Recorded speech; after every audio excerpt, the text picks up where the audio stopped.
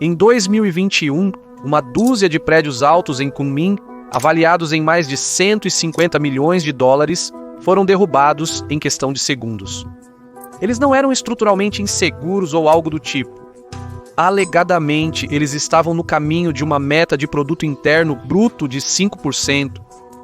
Esse momento diz muito sobre como a China perseguiu o crescimento por décadas.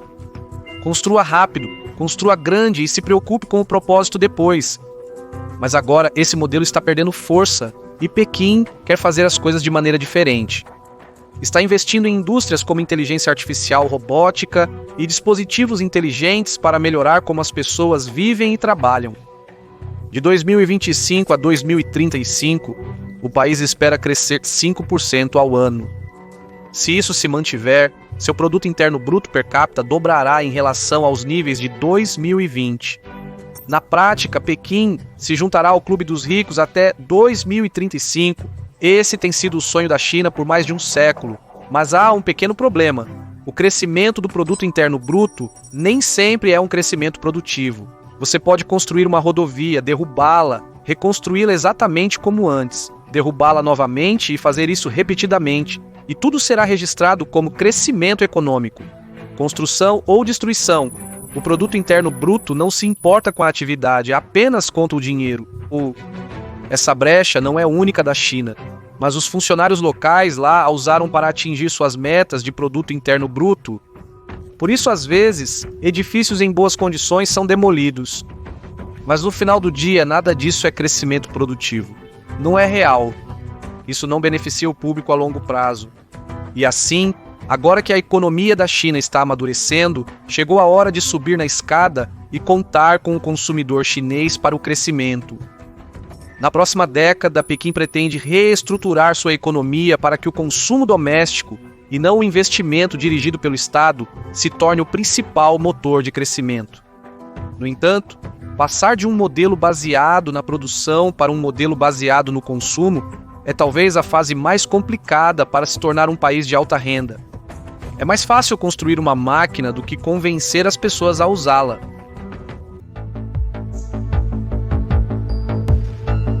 Em 2023, o produto interno bruto per capita da China foi de 12.600 dólares, que está um pouco abaixo do limite de alta renda do Banco Mundial, de 13.800 dólares. No entanto, espera-se que esse limite aumente constantemente, atingindo 15.700 dólares até 2028 e 18.200 até 2035. Se a China não atingir sua meta de crescimento de 5%, corre o risco de não apenas ficar aquém do Clube dos Ricos, mas também de se prender na armadilha da renda média sem uma saída fácil. No entanto, o produto interno bruto por si só ignora um componente-chave da verdadeira riqueza, o consumismo. Para crescer, uma economia precisa produzir, vender e construir. O dinheiro deve circular no mercado. Funcionários chineses há muito debatem a mudança da economia de investimentos e exportações para o consumo. A China é um mercado enorme, afinal. Sua população supera a América do Norte e a União Europeia combinadas. Aumentar o consumo interno agora é ainda mais urgente devido às tarifas dos Estados Unidos da América. Até agora, a China tem se apoiado nas exportações e na construção para impulsionar seu crescimento econômico. Mas só se pode construir ou vender até certo ponto. Alemanha, Índia, Japão e outros também querem produzir e vender coisas. E com as incertezas geopolíticas aumentando, muitas economias avançadas estão erguendo barreiras para proteger suas próprias indústrias, ao mesmo tempo em que diversificam as cadeias de suprimentos para se afastar da China. Essencialmente, a globalização está dando um passo atrás, e tudo isso está vindo à custa de Pequim. Essa tendência torna ainda mais difícil atingir 5% do produto interno bruto e cabe ao consumidor chinês pagar a conta. No entanto, até agora, apenas cerca de 39% do produto interno bruto da China vem do consumo doméstico. Isso é baixo. Na verdade, é o mais baixo entre as principais economias. Nos Estados Unidos, o consumo representa 68% do produto interno bruto. Na Grã-Bretanha, 62%. No Brasil, 63%. Na África do Sul, 67%. E no Japão, 53%. Para referência, o consumo doméstico reflete quanto da economia é impulsionada pelos gastos do consumidor. Globalmente, a média varia entre 60% e 70%. No entanto, a China está entre os 15 últimos globalmente. Isso porque a família chinesa média economiza mais de 30% de sua renda, enquanto nos Estados Unidos é cerca de 9%. A elevada taxa de poupança da China tem raízes em sua cultura e história. Tendo suportado séculos de dificuldades, a mentalidade nacional está impregnada de um profundo senso de cautela. Portanto, economizar é mais do que um hábito, é quase um instinto. E enquanto o gasto excessivo, como nos Estados Unidos, pode causar problemas, gastar muito pouco também pode prejudicar o verdadeiro crescimento econômico. Na China, despencou após bloqueios draconianos da coronavírus 2019. As famílias nunca se recuperaram totalmente e se tornaram mais frugais. Mesmo após o fim total das restrições de bloqueio, no final de 2022 a confiança do consumidor despencou e as pessoas começaram a economizar mais do que antes da pandemia. Além disso, devido à instabilidade no mercado imobiliário chinês, a maior parte dessas economias foi e está sendo direcionada para depósitos bancários e outros ativos financeiros, em vez de novas casas. Então, essencialmente, as famílias chinesas têm economias e empregos decentes, mas após os bloqueios, elas pararam de gastar.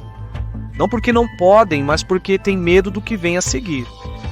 Como resultado, a China está vendo uma crise financeira totalmente diferente da do Ocidente. Enquanto a América está lutando com a inflação pós-Covid, a China está experimentando deflação. Isso significa que a taxa de inflação cai abaixo de zero e os preços diminuem. Nos últimos 2 anos, os preços caíram por 18 meses consecutivos. E enquanto isso pode parecer uma coisa boa a princípio, a deflação persistente pode ser mais prejudicial do que a inflação. Quando as pessoas esperam que os preços continuem caindo, elas tendem a adiar compras na esperança de obter melhores negócios no futuro. As empresas então reduzem os preços para atrair compradores, mas quanto mais isso ocorre, menos lucram. Eventualmente, o ímpeto econômico para, o que pode levar a demissões ou fechamentos. Ao mesmo tempo, as dívidas se tornam mais difíceis de serem pagas porque o valor do dinheiro aumenta, mas a quantia devida permanece a mesma. À medida que os gastos diminuem, as empresas lutam, as pessoas perdem empregos e a economia encolhe, criando um ciclo vicioso que é muito mais difícil de corrigir do que a inflação moderada. Helena precisa evitar esse cenário a todo custo.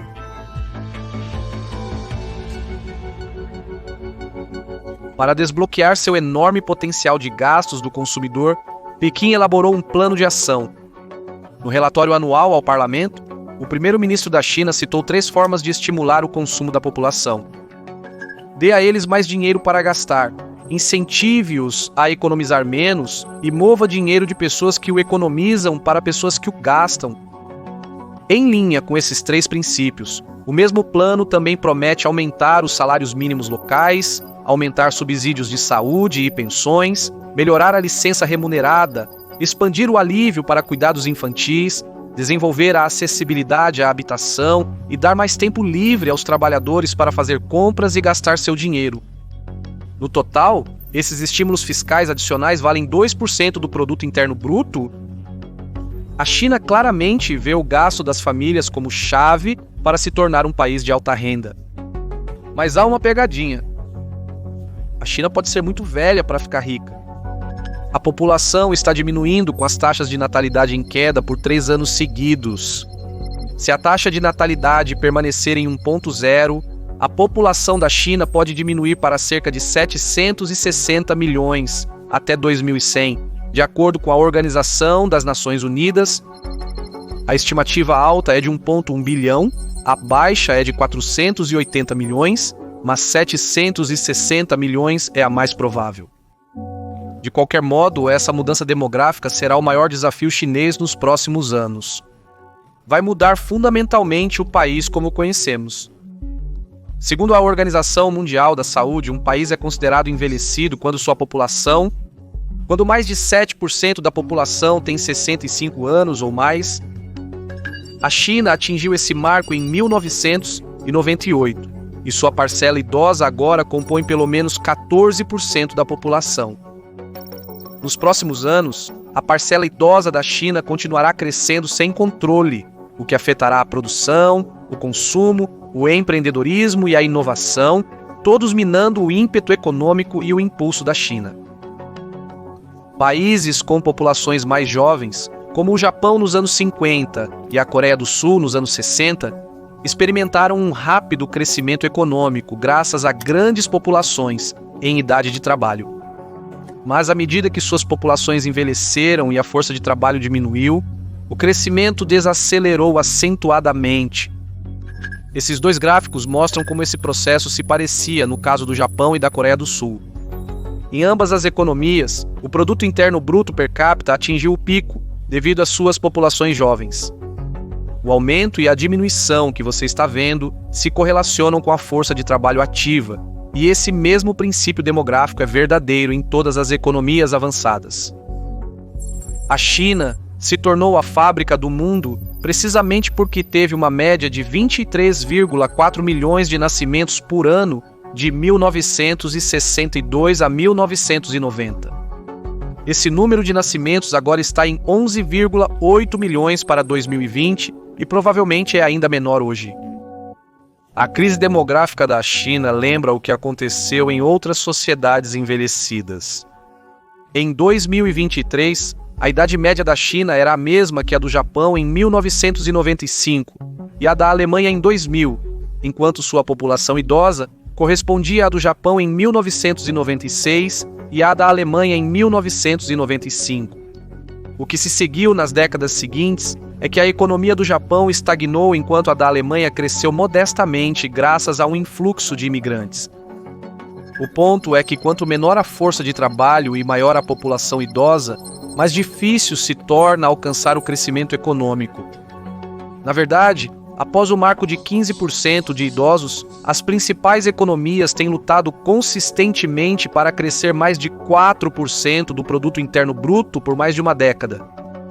O que a China está tentando fazer não é impossível, mas improvável. A solução de Pequim para sua população envelhecida é a inovação. Está investindo pesadamente em inteligência artificial e robótica para compensar o arrasto econômico de sua demografia idosa. No entanto, este é um território desconhecido. Nunca foi feito antes. De fato, a inovação pode adiar, mas não eliminar a demanda. Inteligência artificial e robôs não consomem como os humanos. Eles consomem eletricidade, mas isso não impulsiona a demanda na economia da maneira como os gastos humanos fazem. Considerando tudo, a China está em uma encruzilhada. Por décadas, cresceu construindo para o mundo, agora precisa aprender a construir para si mesma. Essa mudança de produtor para consumidor, de quantidade para qualidade, requer mais do que apenas política econômica. Isso exige uma reavaliação completa de como as pessoas na China trabalham, gastam e vivem. É uma mudança que não acontecerá da noite para o dia. Mas se Pequim conseguir aliviar o fardo das famílias e se adaptar à sua sociedade envelhecida, então um crescimento lento, estável e liderado pelo consumidor pode se mostrar mais poderoso do que os anos de boom jamais foram. Se a China conseguir realizar isso, ela não apenas se juntará ao grupo das nações ricas, mas reescreverá o manual de como chegar lá. Sou o Shirvan do Caspian Report, agradeço por seu tempo e atenção, Sahal.